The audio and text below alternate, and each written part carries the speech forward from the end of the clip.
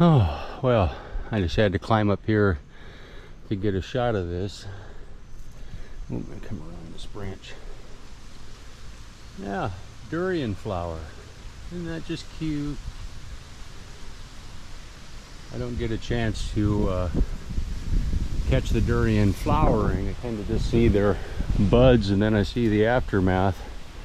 See, I'm up here a ways. And there's a few out on the branches. This is like I think the third real half-hearted attempt on this tree, so you don't see that many in here. But that's cool though, the flower. Yeah. And let's see if I can. And there's some really immature little fruit right there. Probably a couple of them are gonna abort. There's a few on that little branch. They're kind of around in here. Not super robust this year, but they're there. Yeah. Yeah, look at those little buggers. May not have the best pollination here because there's not that many flowering durians yet. Oh, this was kind of an unexpected find. A big Theobroma bicolor sitting below the tree, which I thought had already exhausted itself as of last month.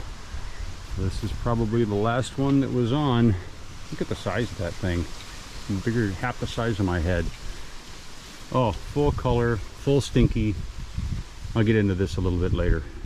Unreal, huh? Well, I'm up a tree again. And this time, I'm up in this unruly Rollinia. And there was one ripe fruit. It just happens to be up here.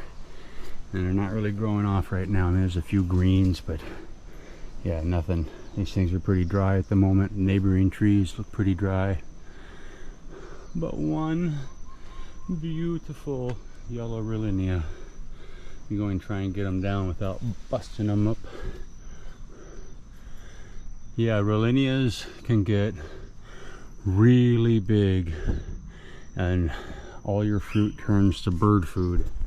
So if you grow Rollinias, bend them, twist them, cut the tops, you know, contort them so that you can actually eat the fruit and it's not all parrot food.